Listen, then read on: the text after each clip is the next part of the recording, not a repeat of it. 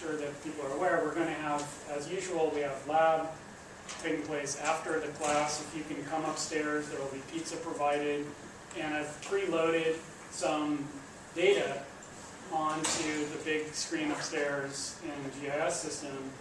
And so I have in mind that we'll do a project together, we'll do a lab project together very quickly in the hour and a half that we would have.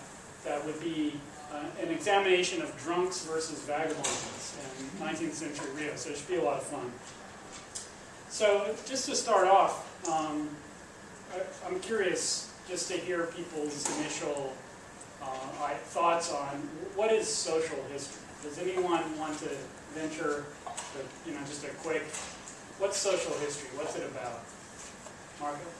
Well, I think oftentimes instead of looking at wars and looking at specific prominent figures that were the ones that often are considered to change the course of history, we look at, I think social history looks a lot more at the everyday people and the everyday experience that occurred throughout time.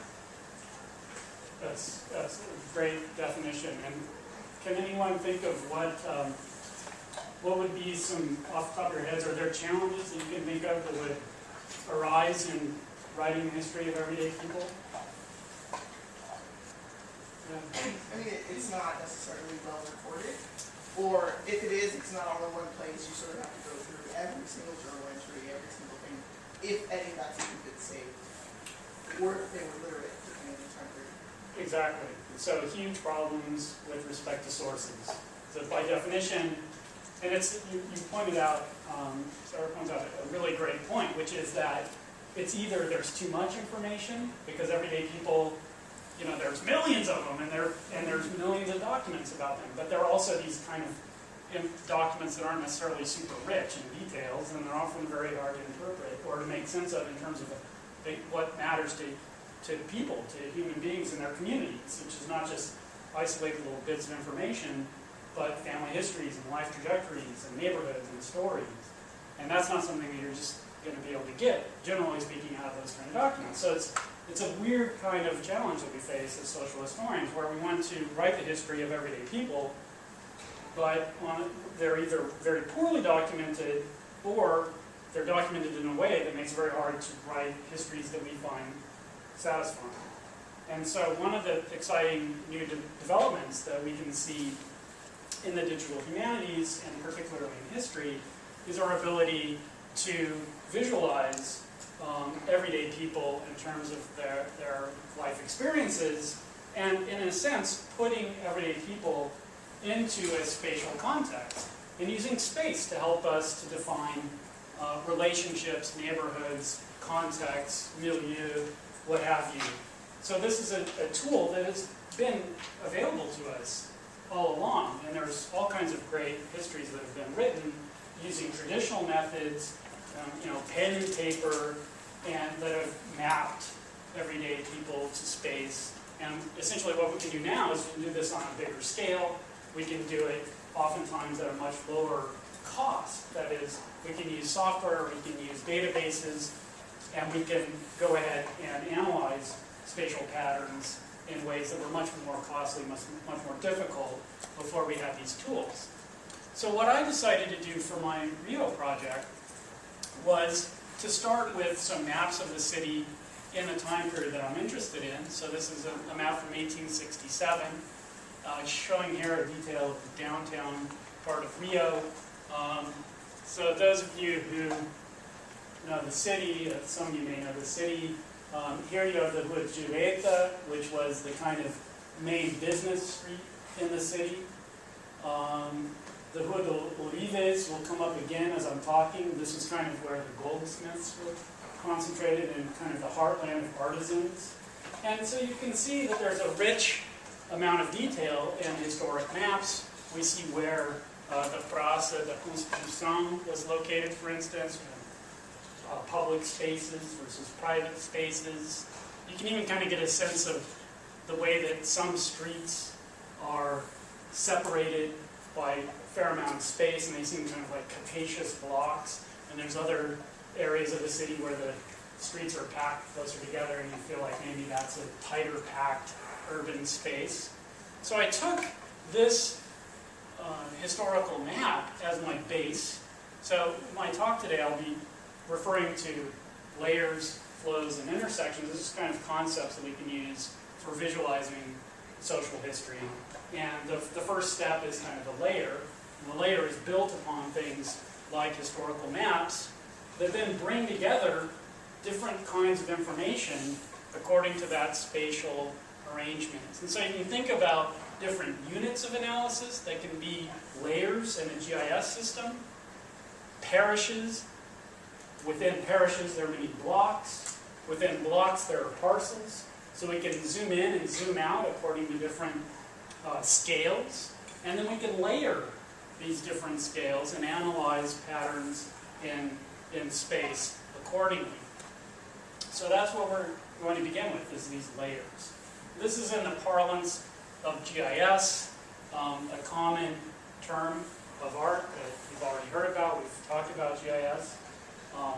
It's built essentially a system of geographical locations in the software which we're going to be using later in the lab today is ArcMap, but there are many other software packages that do the same thing, that allow you to layer geographical information onto various underlying spatial units. And those can be units of area, like a parish, or they can be vectors, like streets. So these are modern street center lines.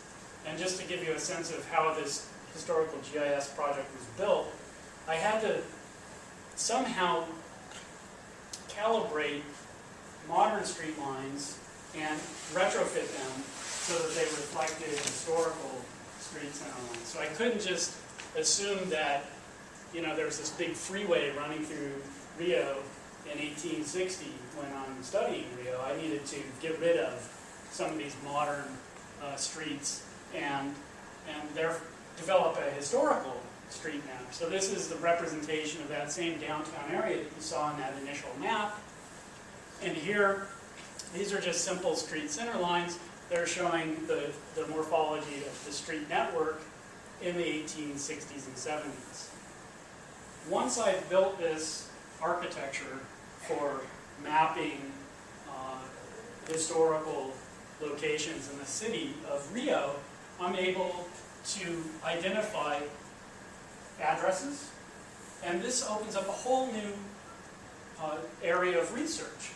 Because as I was doing my initial foray into the social history of Rio, I was collecting all kinds of information about these nondescript individuals who had no great, that left very few traces behind them in the historical record. But oftentimes, there would be an address attached to them, whether they were arrested for being drunk and disorderly, or being just drunk, or being just disorderly. And maybe later on today we can examine whether there's a difference between the various kinds of arrests that people were tossed in jail for. So I had all these addresses, but I really had no way of utilizing them. Of course, any historian with a list of addresses and with some kind of knowledge of the city could piece together painstakingly over some significant period of time the location of 100 or 200 or 500 people or addresses. That's doable. But what if you wanted to do it at the scale of a whole city and you had hundreds of thousands of records? That would, well, frankly, that would be idiotic to do that by hand. And nobody does that by hand. It wouldn't make any sense to do it. But using GIS, if we have addresses and we have a system of locating them in the city, we can go ahead and plot them in space. And so this is an example of the Rio address locator that we built, and this is up on the web. It allows you to enter a historic address, choose a date range when you think your document is from that range of time, and then locate in the space of the city roughly where that address would fall on the street center line, and then see that in relationship to the parcels and streets and public areas of the city. So this is the first step to building up the layers. Now, as a caveat, and kind of in keeping with some of the points that Cameron raised last class, there are obviously going to be issues with accuracy, with data quality, the kinds of things that we need to think about when we're asking ourselves, what's the level of exactitude, or what's the level of specificity that we're trying to get to? And so, for instance, if I'm interested in general patterns of distribution of occupations, what do you think? Do you think it matters a huge amount whether I get the point exactly in the right place or not? Probably not, right? Because if I'm looking at a map at a certain scale from a certain distance, and I'm looking for patterns, whether that dot on the map is, 5 meters to the right or the left of the exact right location, probably isn't going to change the pattern. So that's okay. So depending on what I'm trying to do, maybe that's okay.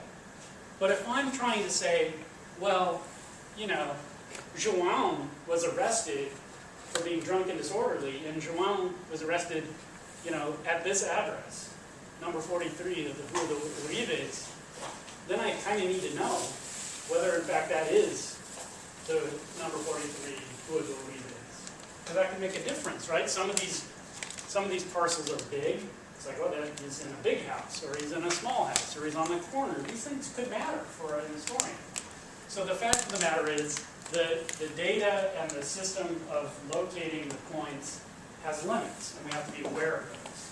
And it's very important not to give, and it's very hard not to give a kind of false sense of certainty, a false sense of this is exactly where João was arrested. And when you see a map, when you look at a map, do you generally think to yourself, well, that point is notional. It's probably somewhere in the vicinity. Or what do you think when you see a point on a map, generally? After reading a lot of books, I now do. But prior to 2 years ago, definitely not. I was like, oh, it's right there. Yeah. Seems very authoritative. Yeah. It's not ambiguous. Yeah. It's like, that's where it is. And especially with addresses, that really leads people to think, okay, you've got the address, that's where it is. And in many cases, we can't necessarily say that.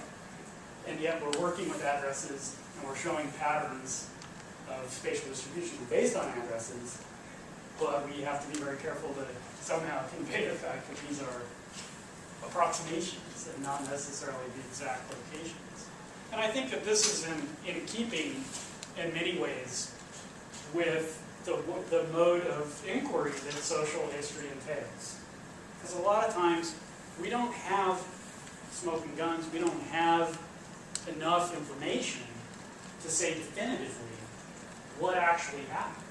Even with the case of João, who was our hypothetical character who was arrested, but we don't know whether he was actually drunken and disorderly, or whether he was targeted for some other reason. We don't know whether he was really just drunk and not really disorderly. There's a lot of nuances, a lot of details that we can't be sure about. So there's this kind of imprecision and indirectness that's built in to the whole enterprise.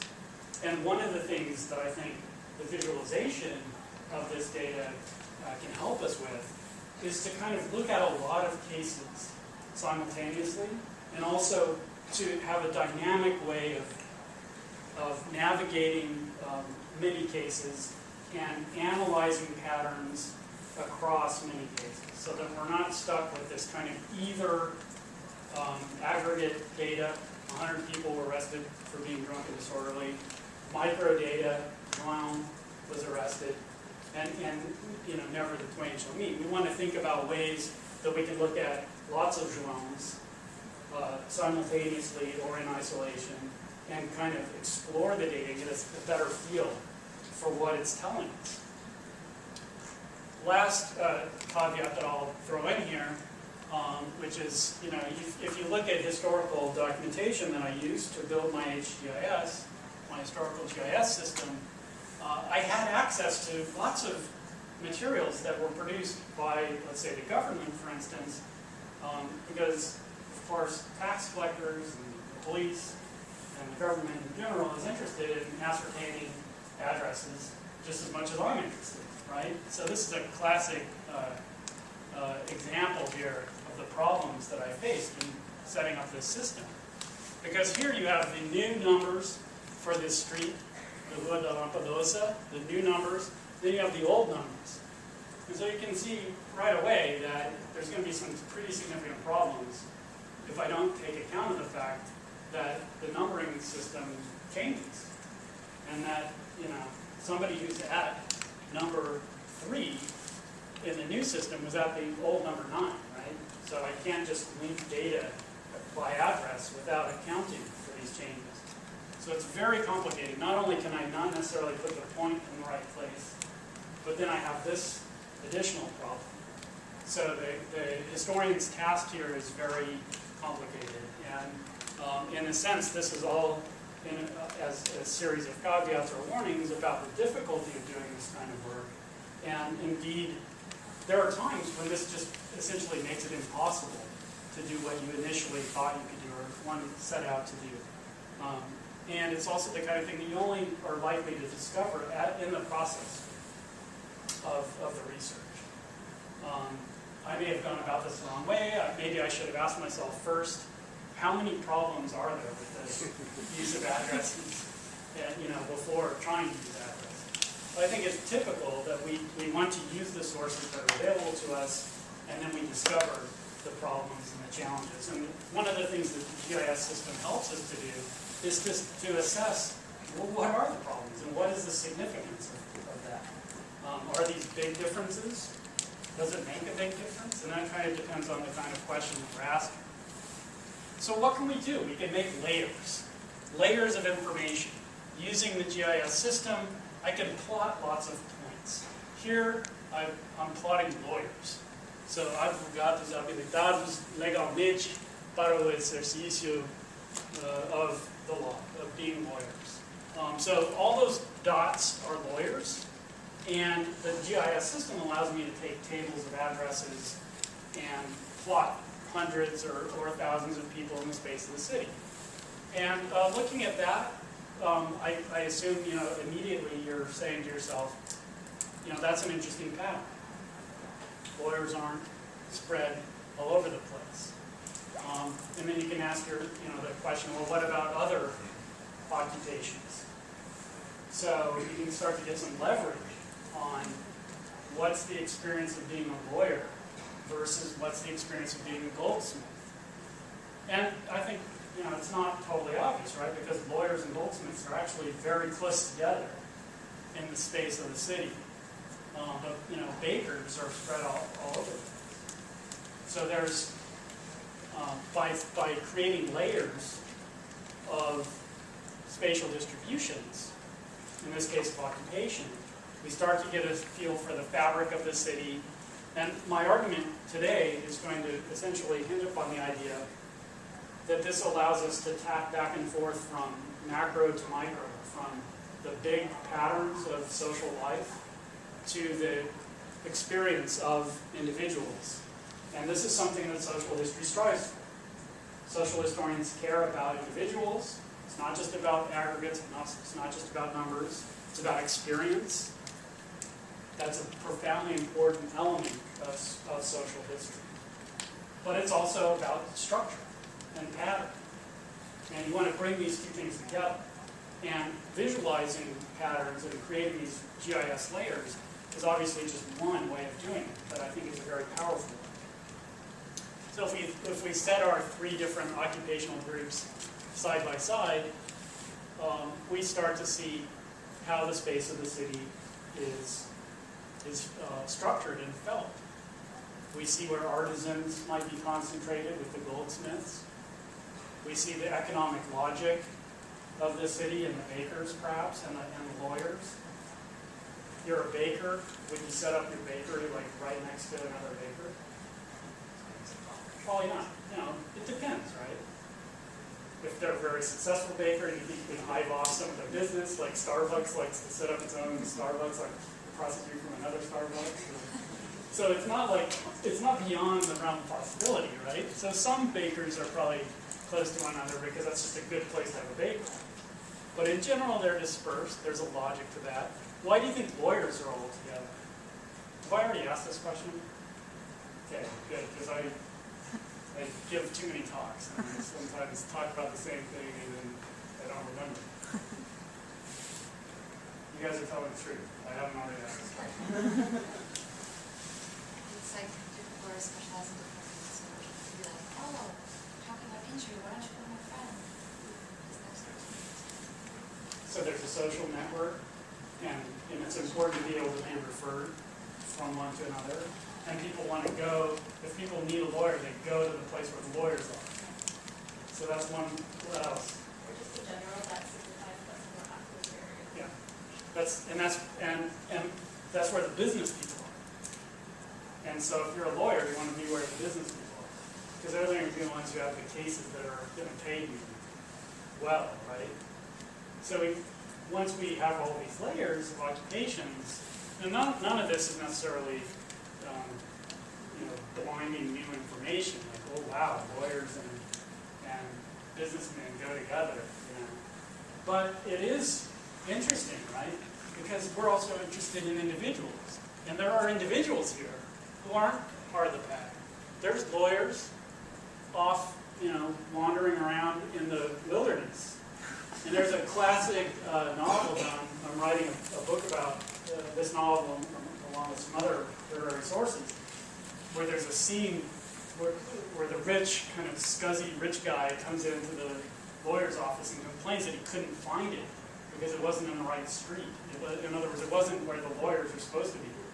And he basically berates the guy, and it's like, you'll never amount to anything because, you're over here. You're out of it. So we can start to think about the different experiences. If you're a lawyer in the downtown area versus a lawyer in the periphery. If you're a goldsmith on Goldsmith Street, well, that's pretty different from being this guy over here. So yeah, okay, we find things that seem to be relatively obvious, but then we also find the individuals who fall outside of that norm. And we also can start to make actual measurements. I'm not going to preach here about quantification, and I'm not a huge believer in it, to be quite honest. But if you wanted to, you could quantify things and actually measure, hey, are these groups clustered in space, like goldsmiths clustered? You can measure that. There's a statistic for it. And you can compare things more systematically if you want. So this is a visualization that we made that takes those layers that I was just talking about and then displays them in a way that allows people to explore the space of the city according to occupation and think about clustering, income, space. So where are you in the space of the city? The size of the circle is the relative income associated with those different occupations. So you can kind of, if you had a hypothesis that was, hey, I think that rich people are all clustered together, you could look at this and say, well, not so much. Like, some of them are, but then you got your medical doctors, different pattern. You also have relatively poor people who are very clustered together. And that makes you think, well, what's going on with this artisan thing? Why are all the goldsmiths on Goldsmith Street? Well, that should be pretty obvious, right? It's called Goldsmith Street. So there's probably a historical, institutional explanation that could help to explain why they're all on Goldsmith Street. That's where the goldsmiths were designated to be located. And that has a kind of life of its own. So just, you can tack through here. One thing that I believe in, which I don't always practice what I preach, but I like to show people kind of what the underlying data looks like. So whenever you see like groovy heat maps and stuff like that, I think you can ask yourself, is it possible to see where the points actually are located? Or am I just seeing this heat map? Because if I didn't show you all the points, you might get the sense that, the businessmen were all in this business district here. But you can see that, of course, yes, that's where they're concentrated, but they're also all over the city. So it's kind of, as a just principle of visualizing the data, if you're aggregating and showing things like heat maps, you should probably also show the underlying data just to give people a sense of what they're really looking at. So that's just to run through it. There's our goldsmiths, there's our businessmen who are just like the lawyers, and then there's our bakers, clustered to randomly distributed. Okay, so I spent most of today talking about layers because that's the kind of underlying framework of the historical GIS that I've built for the study of Rio. And it's the building block that we need in order to take the next step. What I think is more interesting is to think about change over time, movement, think about the city and social life as a dynamic, changing process and experience. And this is one of the first visualizations that we made in order to try to get at this. Eric will recognize this. You might even smile over there. This, because I always show this, it's the only thing that I've made that actually works. Really works, I think. So you be the judge. But so here's the story. We've got very simple visualization. Essentially, we just have two layers. But we just need 2 points to tell a historical story, right? We need point A and point B. We need some change over time and 2 layers. And then I'll throw in some other layers of context to enrich the story. But here's the historical question. And it's an important one for social history. Where did poor people, working class people live in the space of the city when I know for a fact that property values were really high, ridiculously expensive, and it's hard to imagine how people could afford it. And so I know from reading the secondary literature, from reading novels and plays, that people lived in tenements. Where were those tenements? So working with a colleague at Campinas, the State University of Sao Paulo in Campinas, Sidney Shalhoub and his team, we identified the location of the tenements, plotted them in the space of the city, and then asked, how did that change over time? So we know that the city is growing at a rapid clip. It's going from a population of about 300,000 to a population of about 500,000 in 20 years, give or take. So very rapid growth in population and lots of people living in tenements. So what we're trying to do here is ask, okay, where were the tenements? How did that change over time? And how did that relate to other variables? In this case, property values. And I throw in hills because if anyone's, if we have a geographer in the house, they'll probably be saying, if you're looking at patterns in space, you need to take account of geographical accidents, or else the patterns aren't going to make a hell of a lot of sense because, you need to know why there's no dots here. It's not because there's like an anti-tenement district here.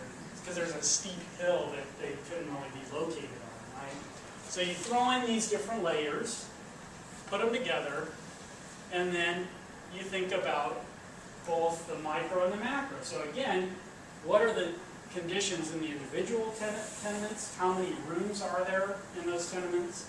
What is the rent of that particular location in relation to all the rents of the tenements, but also all of the properties in the city? So you start to get a sense here of why tenements grew so dramatically and why property owners were keen to set them up. Because you were able to obtain a much higher rent, generally speaking, for your property when you chopped it up into little rooms and rented them out for relatively high prices to workers. So this is a story of layers that also show us a flow. So if you look at this, do you see the flow? Is there a flow there? You think side by side, 1870, 1888?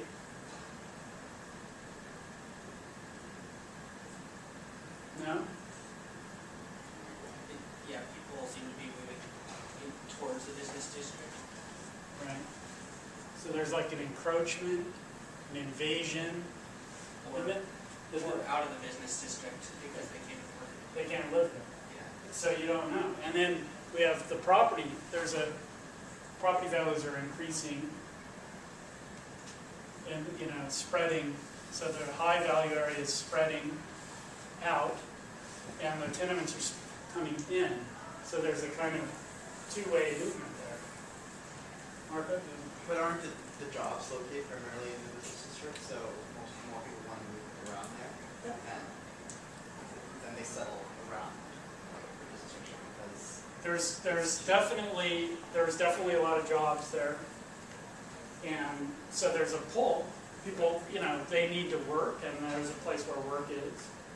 But I think my theory on this is that the key driver here is real estate speculation, essentially. Or just dodgy real estate practices. So it's people who have low value. This is not high value real estate in 1870, even though it's very close to the city center. This is considered a poor neighborhood. Nobody really cares about it. These houses are renting out for very low values. Now, if you had a low value house in that neighborhood, and you could turn it into a tenement and make a hell of a lot more money, because there's this demand now, because you have 200,000 new people and all these jobs, so it fits together.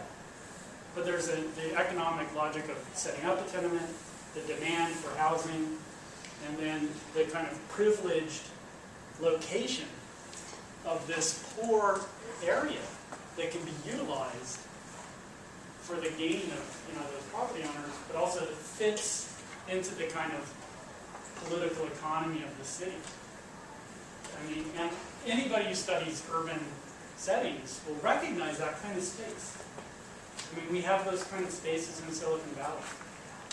Every city has these kind of spaces. So, and it's an odd kind of place, right? It's a place of opportunity where jobs and places to live can be found. It's also a place of exploitation, where the housing conditions are really bad and the rents are jacked up way above what they, should be given what you get for what you pay. So it's a kind of timeless story. Okay, running short on time, so I'm going to just blow through these quickly. But we can think about flows in terms of individual trajectories. These are commutes. So individuals who live in the periphery but work in the city, the kinds of pathways that people might follow. So let's say if you're not living in a tenement, but you're living on the periphery, how you would get in to work in town. We can think about movement. Yeah. The last time, what year was that? This is 1870. And number one, that's a huge distance. How would people travel? Too much. I don't know how big that is. Right. Yeah. This is like 5 or 6. This would be like 6 kilometers, 7 kilometers. Yeah. So they take streetcars in 1870. Yeah. So when you're in those distant points where these streetcars or hired cabs, definitely not walking. Yeah. Okay. Yeah. A good question. Yeah. Classic. Eric is probably like hitting himself in the forehead. Like, where's the scale bar? Where's the compass rose? Yeah, I put this together. I was focusing on the argument. That's a weak excuse. Great point. Yeah, here we also don't have a scale bar, but that's on Eric because he designed this. So we can also talk about trajectories and pathways as flows. So if we have individualized data that has 2 addresses, so we know a person was at address A and then they moved to address B, we can think about, well, what's the significance of that? And in this case, I looked at the slave market and a case of individuals who were forced to move. The slaves, they didn't have any choice as to where they lived. So they lived with their first master decided to sell them, they have to move, presumably, to live with the second master. And so what's that like for an individual? It can be really disruptive, obviously, not just because you have a different master, but also because you're living in a different neighborhood. So here, we move from the green to the reds, go to stop. Doesn't seem like that big of a move, right? Just kind of partway across the city. But there's a change in the property values from one place to the other. And then also, The seller was Francisco, the buyer is Bibiana, so it's a male slave owner selling to a female slave owner. That's going to have an impact, presumably on Quintiliana. So there's the possibility here in this visualization of thinking about movement, and that's a different kind of flow. In this case, it's forced, it's not by choice. And you can think about context, the micro. So this could be both an expression of big trends of the movement of slaves as they're being sold and have to move in the city, and it can be about individuals and how they experience that move. Here's just another example, Julia, who's being sold by Maria Candida to Domingo José. So she's making the opposite move, right? She's going from female owner to male owner. It might be, you know, for me as an historian and a social historian, this is important because I know that women were much more likely to manumit than were men. So her odds of being manumitted have just gone down. But in terms of the, you know, the sexual life of slaves, it's possible that, you know, at the age of 23, she could be targeted by this male slave owner. And so she might end up mothering his children. It's possible. This is a changed situation. There's new risks. There's new possibilities. It's a movement from a very poor part of the city to a very privileged part of the city. So the property value change is enormous. So here you're going from one extreme to another, both in terms of who is the owner, but also what's the context, what's the neighborhood. So are you kind of seeing how this can work? Or asking questions about individual experience, thinking about all the different pathways that might be followed, and trying to bring together the spatial and the experiential, the ways that people experience change in their own lives. So this is a different kind of flow, right? It's not about, you know, 100 dots that move 5 inches this way or that way on the map, but it's about thinking, trying to visualize, trying to think about individual stories. And obviously this needs to be accompanied by text. We have to write about it, we have to talk about it. It's not enough to just put points on a map and draw lines to convey the kinds of things that I'm trying to talk about right now. And so in this case, this visualization is actually part of a traditional journal article. And so there's an article that was published, and then this visualization is supplemental. But it helps to make the argument, allows people to explore the data. Last, but certainly not least, in the few minutes that I have left, I want to talk about this idea I have of intersections. So, layers are our building blocks. Flows are this kind of first step that we've taken toward putting history in motion and thinking about change over time, and thinking about both collective and individual trajectories, destinies.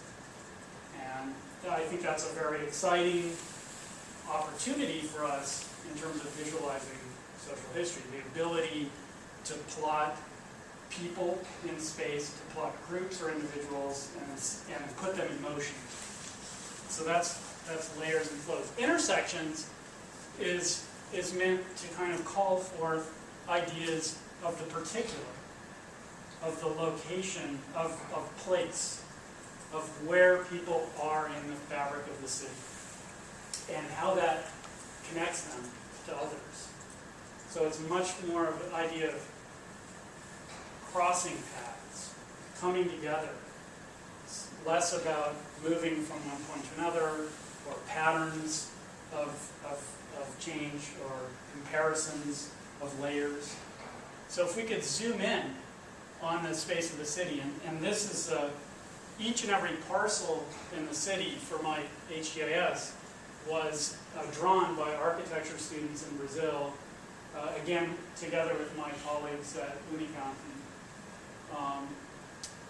And so we had a CAD map of the city.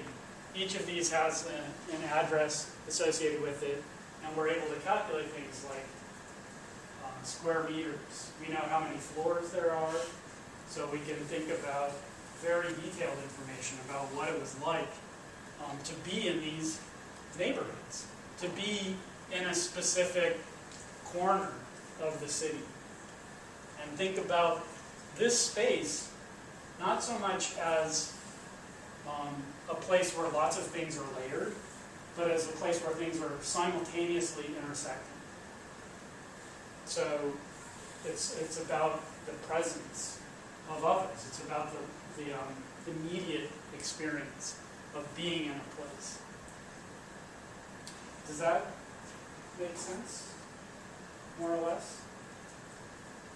It's the kind of thing where you have to zoom in to see it. You can't see it at the level of the city, because nobody lives at that level.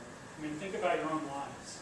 Like, what do you know about Lantana? How many of you know anything about Lantana, the dorm? What do you know about it? You live there? It's near West London. I've never lived there, but it sounds. You know what it's like inside? You know where I've it been is? inside before, yeah. Nice windows. Yeah. Yeah. So you have like a Like a general. general idea? Even less or the same? Yeah. Now what about the dorm that you live in? I know pretty well. It's Yeah. yeah. So you know all the entrances and exits. Are there any secrets or no secrets? But there's experiences like the Yeah. people Right, that there's you know experiences there, right? associated, Yeah. So you know the people there, but you don't know the people in a long time necessarily. I mean, you don't know whether they're there or not, but you do know whether the people who are in your dorm are there. Yes. So there's this sense of the experience of, so social history, let's say we're interested in, well, how do people live and what's their life like? So my idea is, well, let's zoom in to like where people live and then think about what it's like to live there. And that's different from just plotting lawyers and doctors, and it's a different kind of question that we're trying to ask. And I think that at a certain point we have to get away from maps. So we might want to think about, people, names, jobs, and space. And so this is a visualization. I think it's very complicated, and I don't expect that it'll be immediately evident to you what's going on here. But the thing that I want to emphasize here is that there's a continuum of different types of buildings that people live in. People have different incomes, and they live in different kinds of neighborhoods. And so these are general social rules, which are not surprising and nobody's going to find controversial. Rich people live in nice places, poor people live in tenements. Poor people tend to be artisans and laborers, rich people are businessmen and professionals, right? But the key here is that these red boxes are people who live in the same address, in the same street. So these things break down. And so intersections helps us to break down the generic, the abstract, the sense of those general social rules that are a nice little shorthand, but nonetheless don't really capture the lived experience, right? And so how often, we have to ask ourselves, and I don't have the answer yet, but I think it's a question to be asked. How often does this happen? How often does this general pattern get violated? I mean, is it in every third house? Because you can easily generate a kind of trend line like this from data where if you have 3 or 4 story houses, where every other house is mixed up and doesn't conform to the scheme.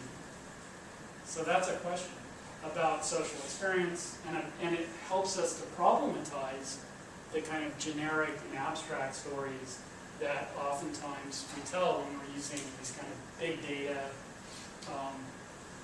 and we're looking at patterns and abstractions. And the key here is that we can think, again, with this idea of an intersection, of a locality, of a place. And because we know that there's this address, and that multiple people are at this address, we can break open that sense of this general pattern that exists. So I have run out of time. And I believe I will stop there. Are there any quick questions before we break for lab, or layers, flows, and intersections? You're all ready to apply these principles in your social historical inquiries? I've never been able to make this stuff stick, so I keep trying. Did you? No? We can continue. Okay, thanks everybody. And those of you who can, come up and we'll play around with some of this data.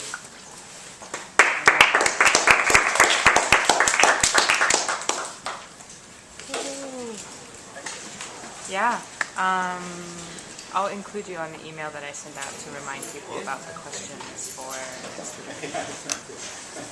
Okay. Thanks for coming. Okay. Have a good day. Or Well, yeah, you've probably seen it before. Yeah.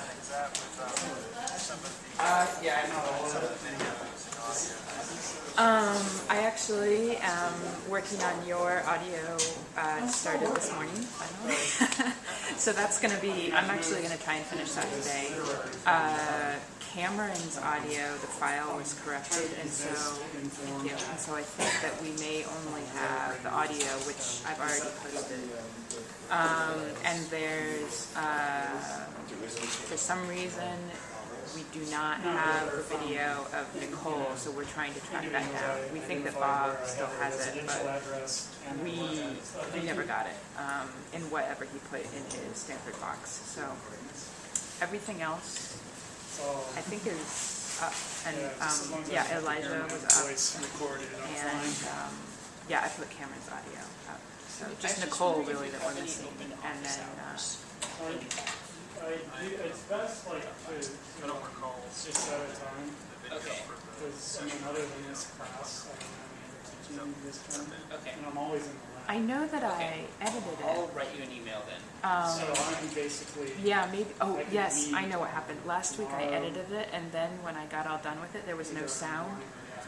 So I have to go back through and redo it. But yeah, no, we have it, and it's almost ready. So. That's fine. No, I'm not.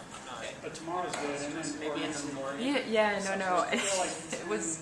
I sat in the lab, and I knew something happened Yeah, I'll with send the you an email. file when I Okay. switched, the Yeah, yeah. format because. Thanks. Yeah. Anyways. Sure was good. The other question I have is whether or not have you made any effort to get slides from the presenters? Yeah, I did, and I got Patricia's. Cameron wanted to wait on giving his because I think that some of the research that he presented is up for review for a journal article, so he didn't want to give his slides right away. And the others, I've asked for them, so I need to sort of ask again, I think. Although I think that Elijah posted his slides on his personal DHS, that blog that he has. Oh yeah. So maybe I'll just figure out how to create a link for that. Spread somewhat uniform Yeah. files or Right. Yeah. And I know that I've got to do some work actually to verify my slides. Thanks, Zephyr. See you upstairs. Yeah. Right. Oh, yeah, that's right. Yeah. Okay. But these are things that With your it's not. Yeah.